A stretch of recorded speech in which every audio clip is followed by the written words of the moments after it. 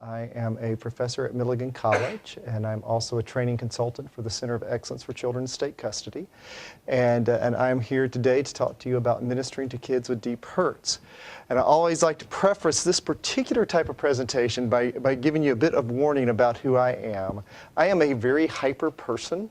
And when I speak, I like to try to be funny. I don't know if I ever succeed in being funny, but I try to be funny. And that does not go with this presentation topic. And so I'd like to talk to you about ministering to kids with deep hurts, and now let me be humorous. And so it doesn't work that well, and so so this won't be quite as much fun as a lot of presentations I do, though I will warn you, I will be suitably inappropriate at times, and since there are chords here for me to trip on, I'll probably inject some physical humor from time to time. So let me start off with a quick bit of thank yous. I'd like to thank Dr. Robin Gurwitch, who is the program coordinator for the National Center for School Crisis and Bereavement. Most of the slides that you're going to see that have numbers on them are Robin's, and so she graciously donated me the use of her slides. Dr. Michelle Moser is one of my bosses at the Center of Excellence for Children in State Custody, who helped out with this presentation. And of course, the National Child Traumatic Stress Network and Milligan College, who lets me go and do lots of crazy things with my time. And so I really got to give a shout out to Milligan. So I want to talk today about different types of trauma that kids experience and how you as youth workers can deal with them. And one of the things that I want to know real quick is I'm going to take a quick informal poll. Okay, how many folks do I have out there who are paid youth staff? Okay, so I've got about 5 or 6 folks who are paid youth staff. How many folks have I got who are volunteer youth staff? All right, lots of volunteers. And by the way, I had a career decision to make about 25 years ago when I was trying to decide if I was going to be a youth minister or a child. Do I have out there who are paid youth staff? Okay, so I've got about 5 or 6 folks who are paid youth staff. How many folks have I got who are volunteer youth staff? All right, lots of volunteers. And by the way, I had a career decision to make about 25 years ago when I was trying to decide if I was going to be a youth minister or a child psychologist. And I quickly decided, I watched the lives of my friends and colleagues who are youth ministers, and I said, people are always angry at them. I watched the lives of my friends and colleagues who are youth ministers, and I said, people are always angry at them. I think I'll be a volunteer, and that way if somebody gets mad at me, I'll just say, hey, you're not paying me. So, and how many parents do I have? Okay, got some parents of use. Excellent. Some of y'all are excellent parents because I know your kids. One of your kids was almost killed by my wife today. And so anyway, yeah, that was Moses. So anyway, so we got a lot of variety of folks. I'm going to try to address everyone in this presentation. And being a child psychologist, I will start off boring you a bit with stats because that's just how I roll. And then we'll kind of get into the meat of ministry things. When we're talking about trauma, I'm typically going to be talking about 2 types of trauma. And this overly separates them, but you'll kind of get the idea. One is acute trauma, and I'm from Middle Tennessee, so I get kind of country at times. Acute trauma is when trauma happens once, and it's big, and it's bad, and it's over with. Okay, and that's typically acute trauma. And those are such things as the death of a parent, perhaps a physical assault or a rape. And then you have what we call complex trauma, and that is kids who are repeatedly traumatized over and over and over again. And those are situations such as, long-lasting physical abuse, sexual abuse, poverty, being a refugee in a war zone. Some of y'all may be saying, well, we're in East Tennessee, we don't get that many refugees. Actually, there's a fairly high refugee population in our area, particularly from zone. Some of y'all may be saying, well, we're in East Tennessee, we don't get that many refugees. Actually, there's a fairly high refugee population in our area, particularly from some of the African nations, as well as some of the Middle Asian nations. We have a lot of children who have suffered sexual abuse that we will encounter in our lives, as well as some of the Middle Asian nations. We have a lot of children who have suffered sexual abuse that we will encounter in our lives as youth workers. So we have acute and complex. So with complex trauma, recognize this is something that begins early, and it involves a lot of types of maltreatment and exposure to violence. A lot of kids that we encounter, any of the kids that you get out of the foster care system, they are going to be kids who have seen a lot of things, and things that would make your hair turn gray if you were to experience them. And one of the interesting things about kids who've been traumatized is it makes them more vulnerable to continued trauma. Kids who have experienced trauma tend to make decisions that get them into more trouble. Have you ever worked with a child or an adult and it seems like they're just trouble magnets? You know, they're just tragedy magnets. It's like tragedy after tragedy after tragedy seems to happen to them. And some of that is that for whatever reason, when a person has been traumatized, there's signals that are sent off that makes folks who are rather, I call them the users of the world. It's like the users are attracted to those. And so folks who've been traumatized are more likely to be traumatized again. How many kids are traumatized? Well, trauma exposure is extremely widespread. In a nationally represented survey of 2 to 17-year-old youth, half had experienced physical assault in the last year, 1 in 8 had experienced child abuse or neglect, and 1 in 12 had experienced some type of sexual victimization. By the time a child is in the 6th grade, 1 in 20 will experience the death of a parent. By the time a child graduates high school, 1 in 4 will experience the death of a parent. And so it's one of those situations where kids experience a lot of very negative events, and children are much more at risk for traumatic events than adults are. Kids are much more vulnerable than we as adults are, in part just because they're physically smaller and weaker. The impact of trauma, I think this is such an interesting statistic that I wanted to share it with y'all. The rates of post-traumatic stress disorder in the juvenile justice system range from about 3 to 50%, with an average of about 30%. The rate of post-traumatic stress disorder of soldiers coming back from combat situations in Iraq is about 12 to 20%. So literally, there are more kids that we see in foster care systems coming out of shattered homes that are showing PTSD symptoms than soldiers coming back from Iraq. And one of the things that happens with kids who've been traumatized is that professionals and people who work with kids frequently underestimate the impact that a traumatic incident has on a kid. I'll give you a great example of this. What's your name, ma'am? Michelle. Michelle, let's say that you're going to the mall. And Michelle's going to the mall, and while she's going to the mall, 3 adults jump her and beat her up. Okay? Would that be a pretty challenging thing for you to face? Absolutely. We call that assault and battery when it happens, okay, to someone who is over the age of 18. When it happens to someone under the age of 18, we call it a fight, okay, or bullying. We don't tend to classify it as assault and battery. Though these days you're starting to get where people are starting to prosecute more and more for that, but we tend to kind of poo-poo it. If someone's spouse dies, and they were to show up for work at the next day, people would be shocked, right? You'd be going, what are you doing showing up to work? Your wife just died, your husband just died. And yet we often expect kids to go back to school within a day or two of the death of a parent or the death of a sib. And so we tend not to take children's stress and children's trauma as seriously as adult stress and trauma. We tend to disregard kids' distress. Other reasons why we often underestimate the impact of trauma is that children are often trying to protect others in their family network, most notably siblings. You'll get kids who are kind of taking the abuse for someone else. Adults' distress also tends to make the children's distress difficult to see, because adults are less distractible than kids, and hence when they are showing distress, they show their distress constantly. A child who is in distress will be in distress and then can be fairly easily distracted by an episode of Phineas and Ferb. They can be fairly easily distracted by a good game of Ultimate Frisbee. Okay?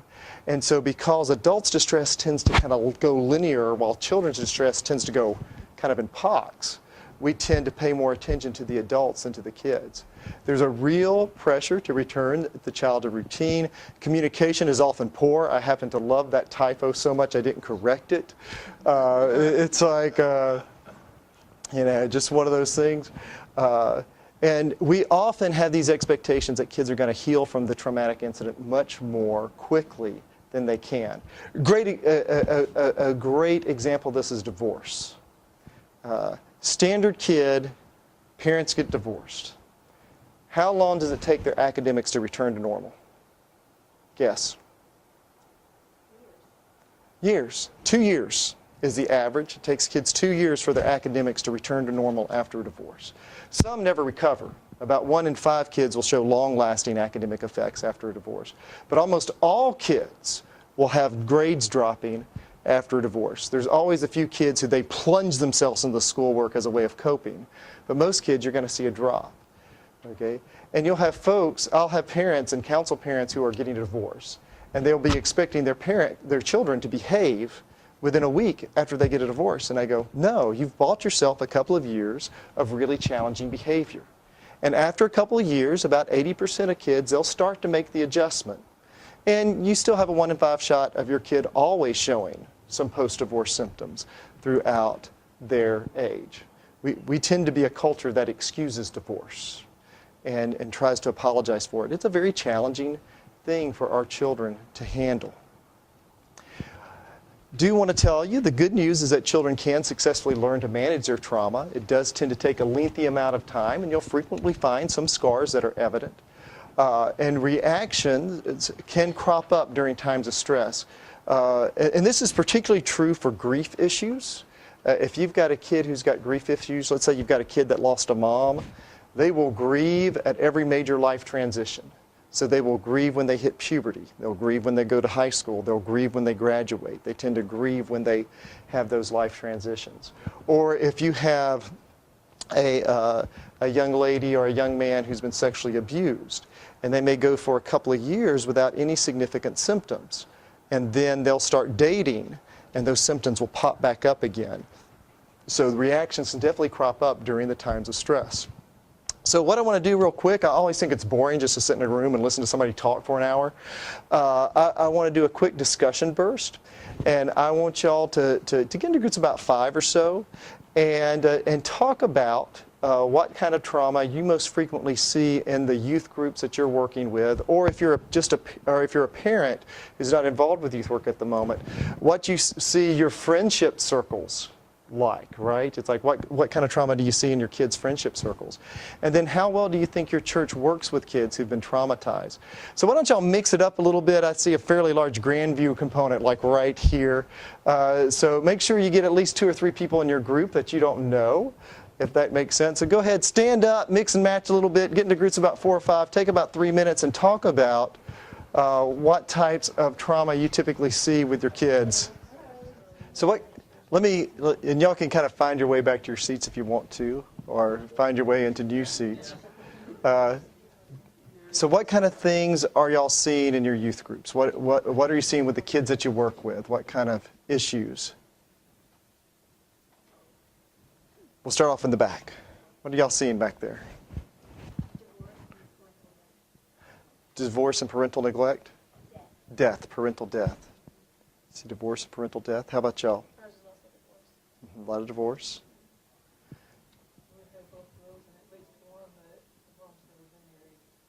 So just single parenthood. You know, one of the things that I was kind of hearing as a theme among a couple of groups is sort of paternal abandonment, where the dads have nothing to do with their kids, which not only has a significant emotional impact upon kids, but it puts kids at significant risk. The most likely perpetrator of physical and sexual abuse upon children is mother's boyfriend.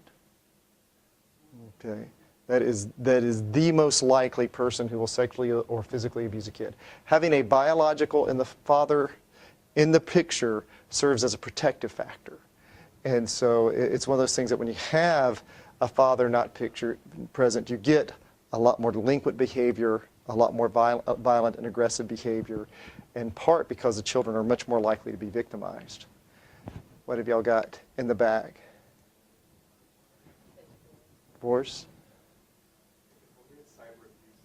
Cyber abuse, so some bullying and that kind of stuff going on. And it's interesting because when I ask youth groups this, one of the things I rarely hear is, we see a lot of, child abuse and neglect. And interestingly enough, the children's workers will see that more. Do you know when they see that more? Vacation Bible School. It's like Vacation Bible School is when you'll get to meet, if you ever want to meet neglected children, volunteer at your Vacation Bible School. And you will have kids who get dropped off by their parents, sometimes picked up by their parents, right? And it can be a very challenging issue. And I will tell you that you've got kids with all of those issues. You're probably facing, with the stats would say you're dealing with kids some kids have been abused, especially not just by older adult figures, but by peer figures. A lot of peer bullying, a lot of peer rape, that kind of thing. Well, I want to tell you a story, just because it illustrates kids of complex trauma, and it's a good story. Every once in a while, you just have to throw out a good story. And this is a kid that I worked with in Oklahoma. We'll call her Angela. It's not her real name. And when you work with kids, you're not supposed to, but you always wind up with having some kids that you just love to death, right? Every once in a while, you get a kid who just reaches in and grabs your heart. Well, Angela was one of those kids for me. Angela had been repeatedly physically and sexually abused by a linear, by mom's boyfriends along the ways. It's like I met her in a psychiatric hospital, and she was one of my clients, and she was angry and bitter, and just really, really, if you've ever met one of those kids, the anger just radiated off of her. She's about 14. She looked like she was about 27. Okay, she wasn't 14 going on 21. She's about 14 going on 27. Pretty girl. She's a very pretty young lady. And I got to work with her in the hospital. We made some good progress with her in the hospital. But my big joy was getting to work with her, okay, in a group outside of the hospital. It's like in Oklahoma, it's like when they went out of the hospital, they could come back in for a weekly group therapy. And so she came in, and one of the things that was neat to watch is that she came in and she had found her way into a youth group. Okay. In fact, one of the girls in the group was bringing her to her youth group, which was kind of neat.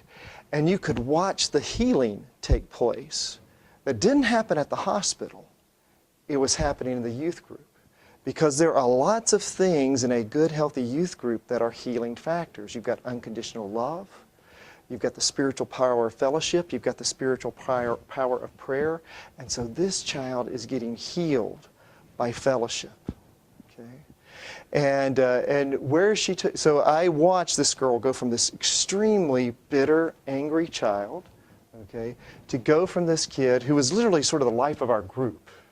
And she was by far the most seriously traumatized member of our group. She was by far the poorest member of our group. And one of my favorite memories of this young lady is we were doing this exercise where they had to go to talk to somebody in the group about something. I forget what it was, quite honestly. It'd make a better story if I could remember what it was. I should just make something up. It's like that's the art of the storyteller. But anyway, she is... And in this group, we've got about 8 girls and 3 guys. 2 of our guys have Asperger's disorder. And I got this one guy that I've never been able to get more than 4 sentences out of in 6 months of working with this kid. Okay? And so I tell them to split up. And everybody, if you've ever done this kind of exercise, the kids kind of go who they are most comfortable with. Angela, on the other hand, looked around the group, saw who was not... Nobody was going to, and it was this big lug of a guy with Asperger's. And she immediately went down, she got down on her knees, she looked in his face, and she goes, okay, tell me what's been going on in your life. And this kid just started talking, okay? It's like apparently being a teenage female was a much better stimulant for conversation than being a trained therapist. And she just started talking, and she just listened. Now let me tell you, one of the things that I do as a psychologist, every once in a while I get called into court. And I hate going to court. And I'm actually really good at talking my way out of subpoenas. You'd be amazed at how much I can talk my way out of a subpoena. And about 2 months after this incident, I get this call. And it's Angela's caseworker. And she goes, John Paul, we need your help. And I go, okay, what do you need? And she goes, well, Angela's in jail. And I go, why is she in jail? And she goes, well, it's like one of Mom's boyfriends made a pass at her, and she crushed his face in with a baseball bat. Okay. Now, boyfriend was about your size. He's a big old guy, you know, big, strong guy. Angela, she was a wisp of a girl. I mean, just a wisp of a girl.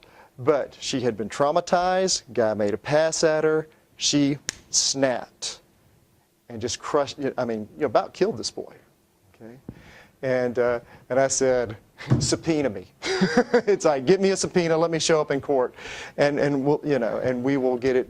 We will help out Angela. And so, sure enough, we were able to get her into a therapeutic foster placement, get the guy, you know, get all the charges excused. But that story illustrates a couple of things. One, it illustrates the power of Christian fellowship, okay, and healing of kids who are deeply hurt, okay. And I will tell you, if you've got a really good youth group cooking, you'll start attracting those kids. You will start getting those kids coming from places that you're going, where do we have this kid coming in from? Okay? And it also illustrates that no matter how hard you work and how much the salvation of the Lord is coming into this child's life, there are still trigger events that can lead to problems. And so one of the things that's going to happen when you start attracting these kids who have deep hurts into your groups is you've just bought yourself more work into your life. Okay. It's one of the dangers of love. Love is a very dangerous thing, and one of the dangers of love is that we get to work more and we will be hurt more.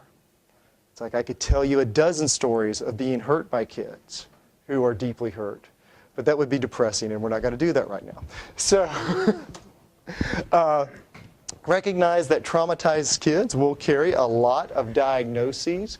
You know, and they'll tell you their diagnoses. I'm ADHD, I'm ODD, I'm bipolar, I'm this, okay?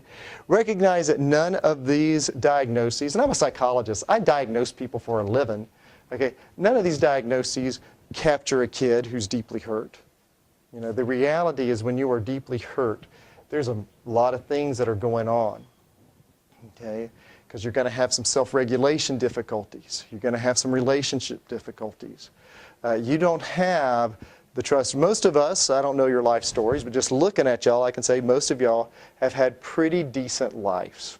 Okay, you had a mom and dad who loved you, okay, and you haven't been beaten, raped, or starved on a regular basis. Now, stats would say that at least 2 or 3 of y'all have been beaten, raped, or starved in here, and you're going, what, dude, you're being way too callous, and I am. But the reality is that most of y'all haven't been through that. And so most of us, when we walk into a room, we're not expecting anything except for people to say hello. Recognize that when a kid who's been deeply hurt walks into a room, they're doing a couple of things. One is they're making sure they know where the exits are. 2, they are looking into a room and they are looking at who is a dangerous person in the room. Okay? I automatically get qualified as a dangerous person, by the way. I am a tall guy. And so hence, I'm dangerous. Okay? And depending on the kid's history, all of you or none of you may be categorized as dangerous folks. But recognize they're looking around the room and they're seeing how they can be safe. As opposed to us who looks into a room and say, who can we go and say hi to? Right? There's a difference that's there. Recognize that complex trauma is going to interfere with the kid's development, okay? And this interferes with a child's secure attachment bond. It takes energy to survive trauma, okay? Energy that is normally developed to growth. Kids who've experienced complex trauma, they will, okay? And this interferes with a child's secure attachment bond. It takes energy to survive trauma, okay? Energy that is normally developed to growth. Kids who've experienced complex trauma, they will literally be shorter and smaller than kids who have not on average because it affects the growth patterns. These kids will frequently have a survivor mentality where they believe they're not on average because it affects the growth patterns. These kids will frequently have a survivor mentality where they believe that they either have to force people to like them, or they have to be real charming and real clever in order to get people to like them. One of the things that you need to be beware of as a youth worker is the kid who comes in and immediately declares you their best friend. And that can be delightful. Okay, we can go, yes, I'm this kid's best friend. This kid really likes me. But when you got a kid who comes in and immediately goes into hero worship mode before they even know you, that's usually indicative that they don't trust you just to like you as a human being. They have to charm you up. Does that make sense? That's a warning sign. Most people, it takes them a little bit longer to get to know you. Recognize that trauma is going to negatively impact academics. And it also shapes the brain. When a traumatic incident happens, when you pops into survival mode, and particularly if it happens over and over and over again, it is going to have some negative impacts on brain development. There's this wonderful stress hormone called cortisol. It's a very useful hormone. It gets us going when we need to get going.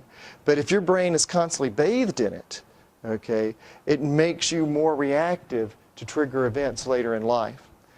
So these kids will be kind of hypersensitive to physical contact. Okay? One of the things you have to be very, very careful about when you're working with a kid who's been traumatized is physical touch. Okay? Because if you come up and hug a child, right? And some of y'all out there, you're huggy people. I'm a huggy person. I like to hug people. It's like some of y'all are huggy people. You just naturally come up and hug a kid. Well, if a kid has been sexually perped on, they may not see that as you being a caring, compassionate adult. They may see that as you are grooming them. Okay? You're engaging in grooming behaviors. If you have a child who's been physically abused, they may perceive touch as aggression, particularly sudden, unexpected touch. One of my favorite stories of this, worked with a youth counselor at a youth camp. He's a great guy, but he had been significantly physically abused as a kid and also gone through a pretty violent upbringing and as far as his culture. And we're working at this camp, and you know how kids will like to come up to you and go, gotcha, right? Well, this kid came up to the counselor and goes, gotcha, bam! He just turned around and leveled this 11-year-old kid, okay? And his first words out of his mouth was, I'm sorry, I'm so sorry. It's like, don't scare me like that. We quickly established a rule, thou shalt not goose blank, right? It's like, he will hurt you. And it's just because he interpreted that touch as aggression. He didn't think, oh, some silly kid is goosing me. He thought, somebody's attacking me, I have to strike. And so, and you will have kids who are overly aggressive in your groups because of their background. And it's one of those things that you have to watch out for. These kids will also have a number of other problems that I won't go into right now, but recognize that trauma will result in some increased health difficulties. Also results in some attachment difficulties. About 80% of maltreated kids are going to have some attachment problems. That means that they're going to have some significant interpersonal difficulties. They're going to have a tough time taking sides.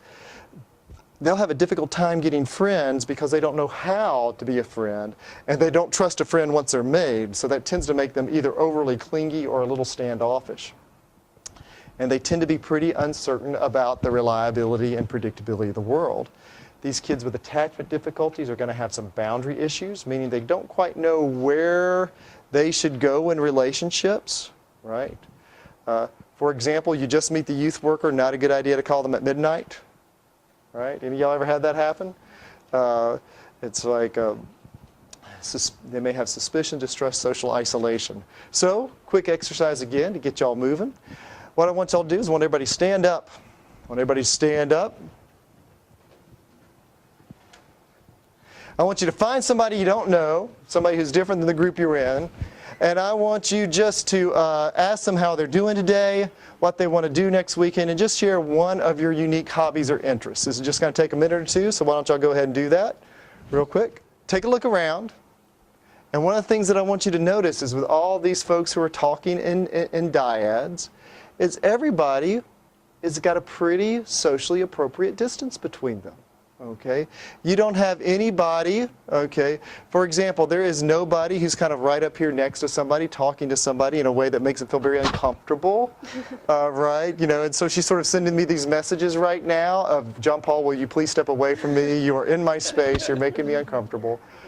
recognize that with kids with boundary issues, sometimes they don't get that.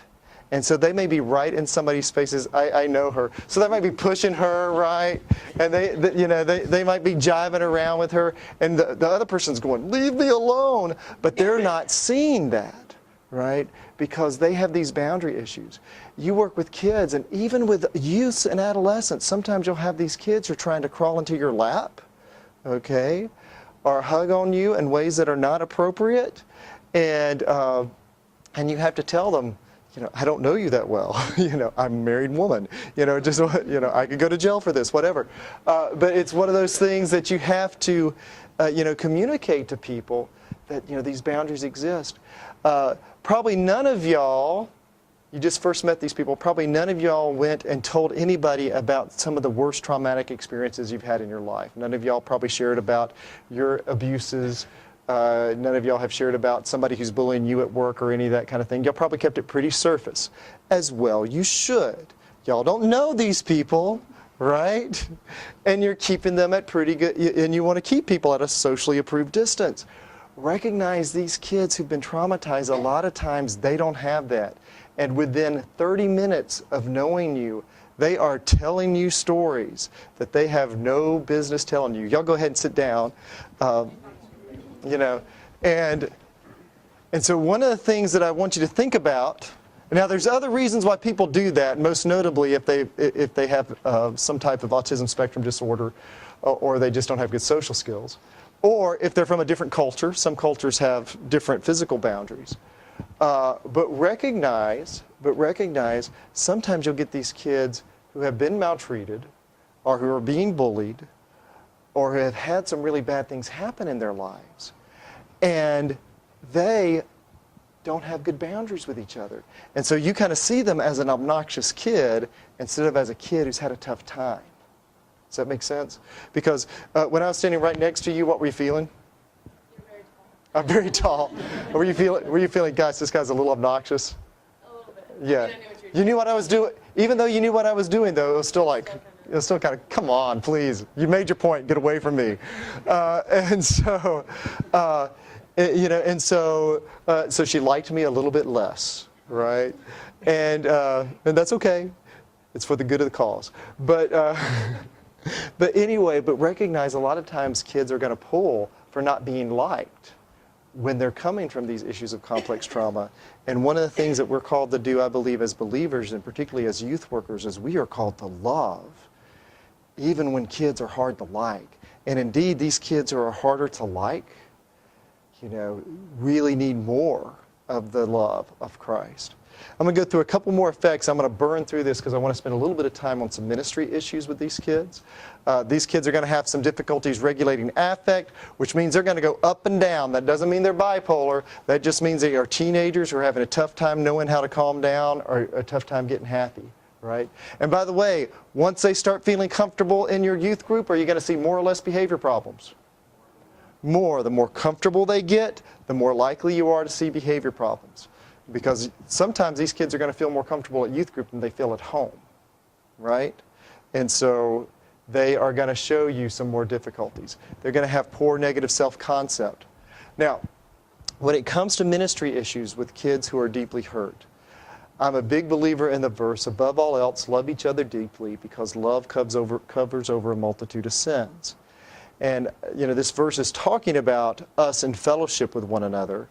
But I also think that there's a spiritual message here that love is a healing factor, because I will see it happen over and over again with the kids that I work with, that if they are in a loving group of teens and adults, if they're in loving fellowship, you are going to see healing occurring.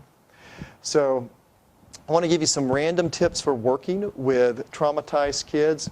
And this works for all kids, but especially kids who've experienced some deep hurts. We've already talked about being careful with physical touch. Don't take anger personally. Kids will get mad at you. Youth ministers, can I get an amen? Amen, right. Kids will get mad at you. And sometimes they're mad at you because you've done something bad. None of us are perfect. But a lot of times when kids are mad at you, it's not because they're mad at you. It's because they're mad at their mom, or they're mad at their dad, or they're mad at the world. Okay? And a lot of kids, they can be mad at you one minute, and then the next minute they're fine. So don't take it personally. A lot of youth workers will get really, I can't believe this person I've been pouring my life out just, yelled at me and called me bad names and cursed me out. And I go, that is the rewards of love, right? That is the rewards of love. When you love, you will be cursed out and hurt. So these traumatized kids, they're going to make rapid changes in emotional presentation. They can be happy and having a great time one minute, and the next minute they're weeping, and you're going, what happened? And sometimes nothing happened. Sometimes something just served as a trigger.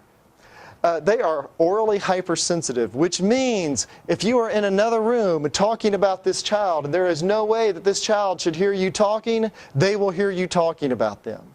So you have to be very careful in discussing your kids.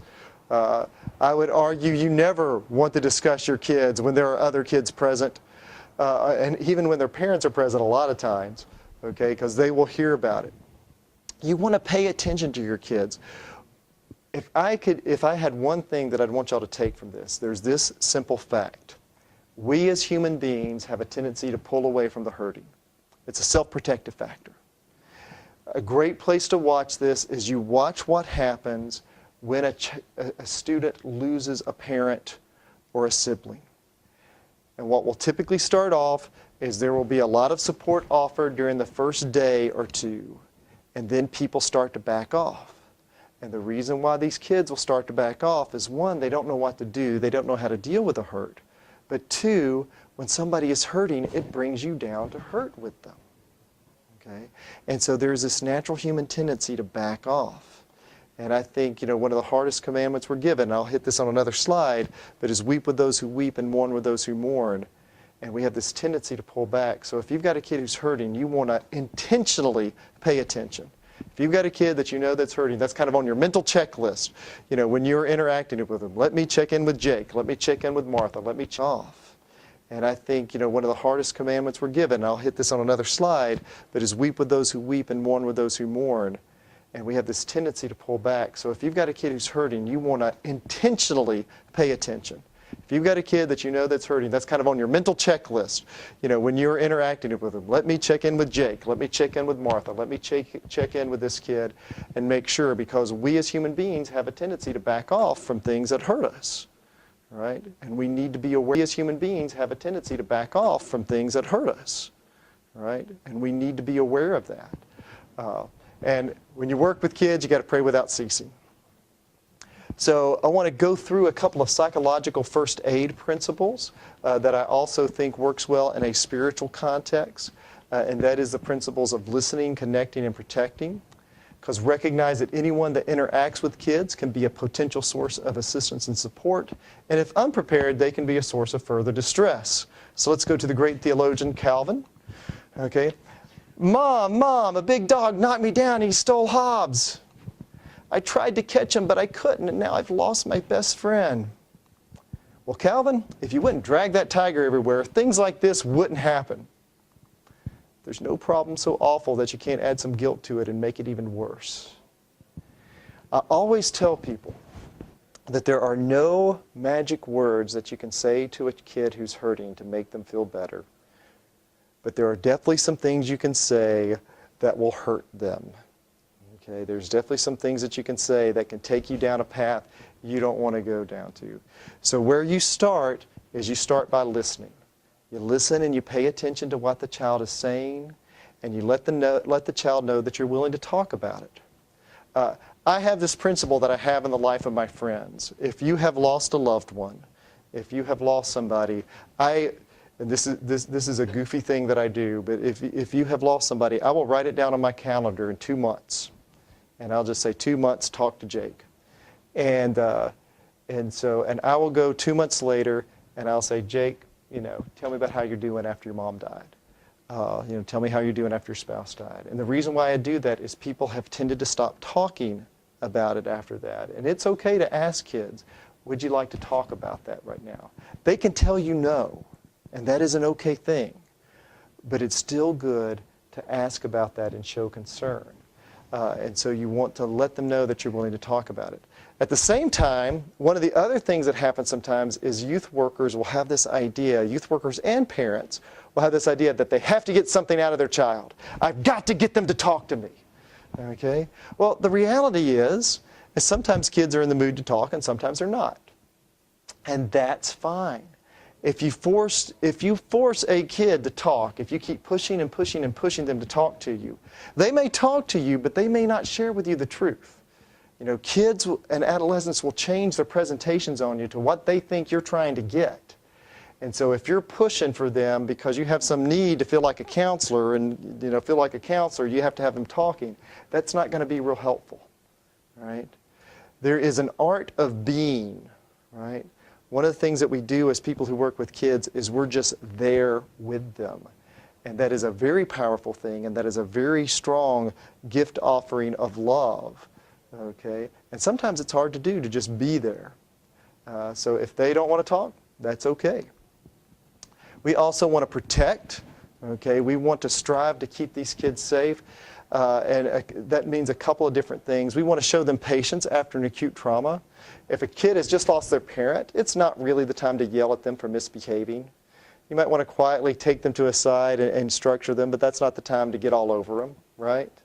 And recognize that if somebody has gone through an acute trauma, they will show some disruptive behavior from time to time. You want to maintain your routines.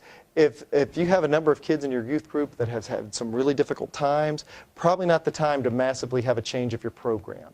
Does that make sense? You want to keep things fairly consistent. It's also, and this is a weird thing, but I see this a lot with youth workers and parents, it's okay for kids to have a time to get away from their trauma. Sometimes we think, okay, they just had lost a parent. They just were assaulted. They've just been beat up. We don't need to have fun. And the answer is yes, you do. It's like, it's good to take a break from focusing on trauma. Actually, focusing on trauma doesn't really help you out a whole lot. And so to take a break from it, to be distracted from it is fine. So don't be afraid to go have fun with kids who are having a tough time. Having fun is therapeutic.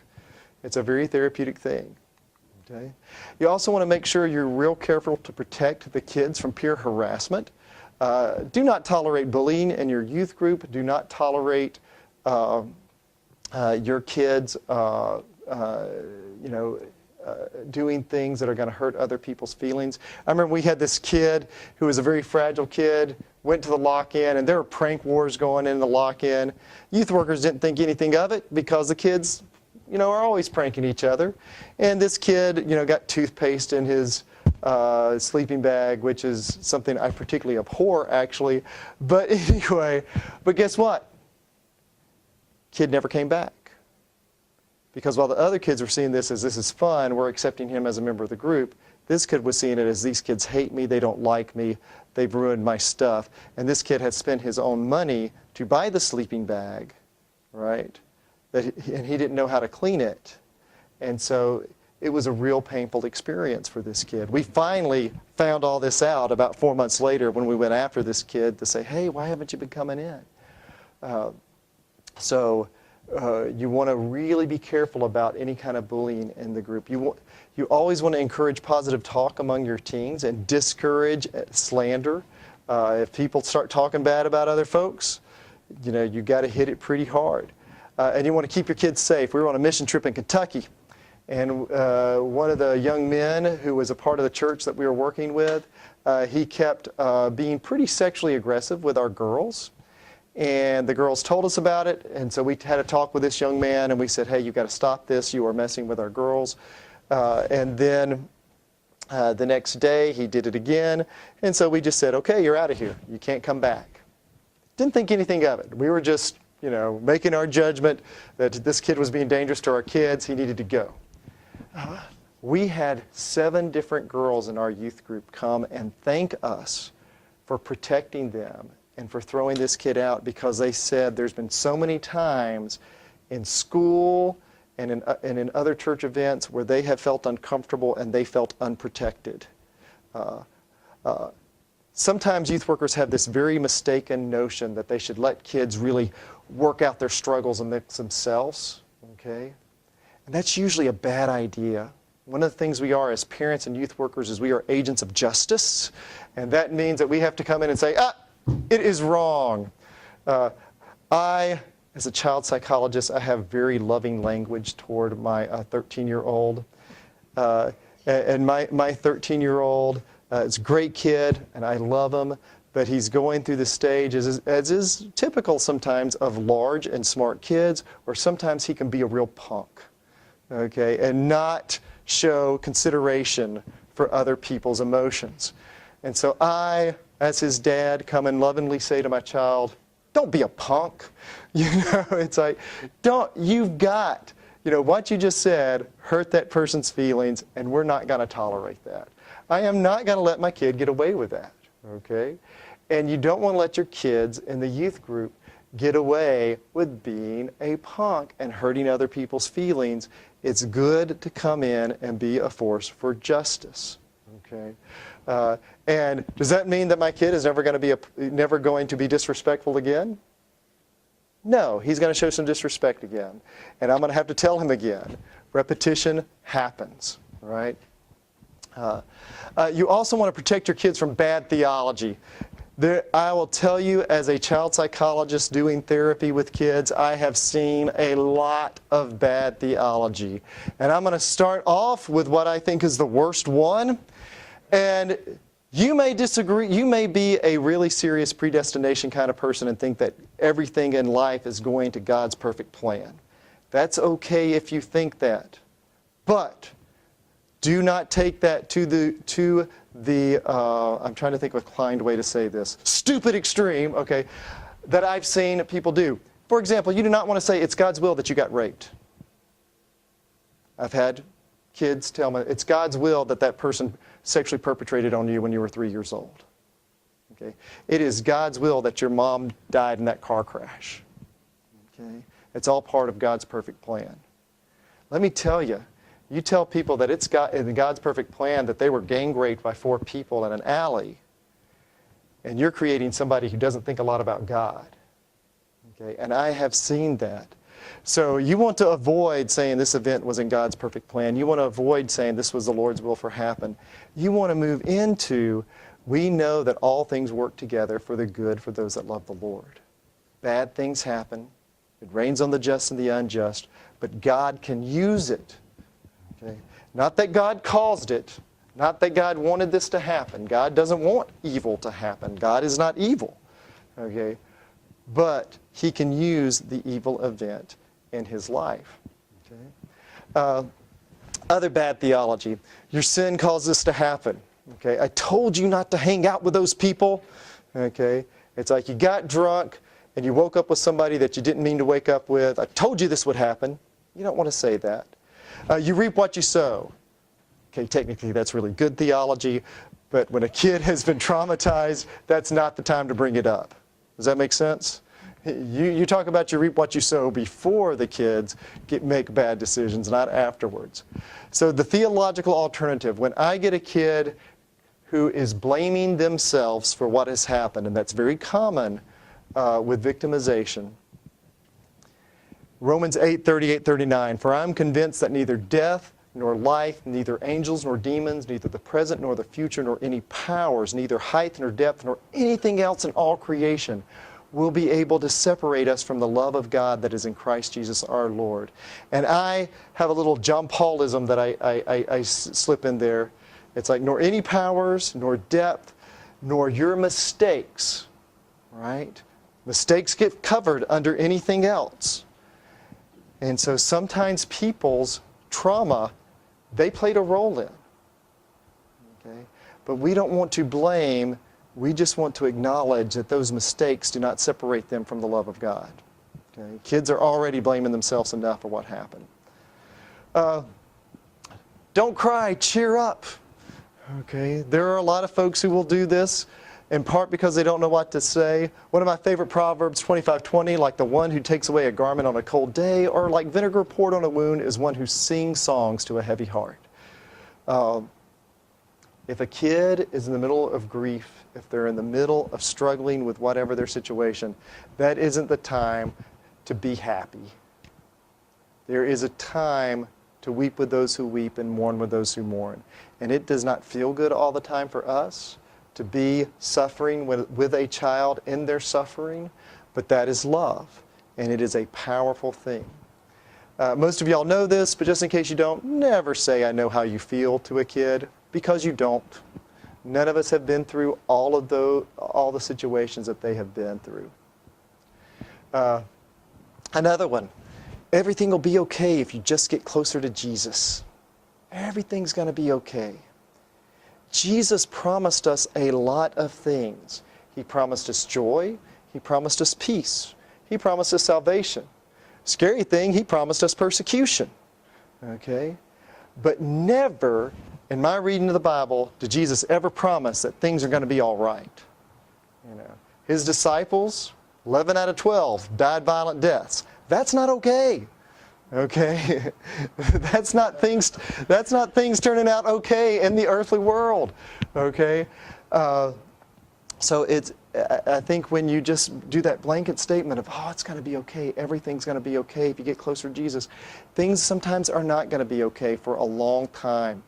I've worked with kids and I said at 18 you get to get out of your house and that's going to be a joyous day. And it's going to be really tough until then. And that's an honest statement. And that's an honest statement. And then I'll tell them, and then when you get out of the house and you're really happy about it, you're still going to struggle because you're going to grieve about you wish you had a house that you could go home to that you liked. So instead of everything's going to be okay, I like the more active term of this, you're going to get through this. It's like, you can use this to grow. Okay? But I don't like to make promises to kids that you can't keep. Another promise to kids that you can't keep, by the way, if a kid says, if I tell you this, will you promise to tell everybody? What's your answer? No. It's like, I can't. If you tell me that you're about to kill yourself, I'm going to do some things to prevent it. If you tell me that you're about to make a massive drug deal to some drug lords south of the border, I'm going to do some things to prevent that. Okay? It's like, you know, what I'll say is I will use what you tell me to try to come out to your best interest, but I can't make that promise. Most things I can keep secret, but there's some things I can't. Okay? So, whoops, I'm going backwards. One of the other things that you want to be willing to do is you want to be connecting the kids. You know your resources in your community. Everybody who works with youth, you need to have a couple of therapists in your back pocket. You need to have a couple of places for kids to work in your back pocket. I can't tell you how much good therapy I've done by getting kids into good jobs. Okay, so you want to do that, and you really want to encourage your youth to serve. There is a power in taking the focus off of yourself. By the way, the recorder is now getting mad at me because I'm patting the mic, and he's going, stop that. But you want to encourage your youth to serve. Okay, you want to encourage them to take that focus off of themselves and into other people. So I want to end with this thought. There are a lot of hurting kids out there, and there are kids who are hurting at all levels of depth and spectrum. Recognize that more powerful than Prozac, more powerful than psychotherapy, is the love and fellowship of Christ Jesus. And there are things involved, and I'm not saying don't send a kid to therapy. Therapy's awesome. It can really help. Prozac, for the right kids in the right situation, may be really awesome. But I will tell you, love and fellowship is an amazing healing factor. And one of the things, if you are a youth worker, youth minister, youth sponsor, or parent, one of the things I can guarantee that you have experienced in the last 3 months is you have been hurt in some way. Might be a little hurt, might be a big hurt, but you have been hurt in some way. And one of the things that I want you to know is that it has been a holy hurt, and that God will bless that. Okay?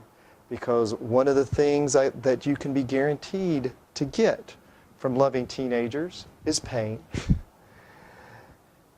But it is worth it, because it's amazing, the power. I'm going to end with a story, just because I like to end with stories. I'm at Opryland, which just dated myself because Opryland is now a mall. But but I am at Opryland. I'm about 25 years old. I'm on a date. I'm on a date with a good-looking woman. She's kind of excited to be on this date. And so I'm out at Opryland, and all of a sudden, this girl comes up to me. She's about 19, 20 years old. She comes up to me, and she throws her arms around me, and she hugs me, and she goes, "John Paul, it's so good to see you, and I got to tell you, thank you. Thank you for everything you did in my life." And I look at her, and I have no idea who she is. And I go, and meanwhile, of course, my date is looking at me like, who is this young lady who's throwing herself at you? And she goes on and on about how, it was a really tough time in her life when I knew her, and that some of the things that I said to her just really made a difference, and she just wanted to thank me, and she doesn't want to get in the way.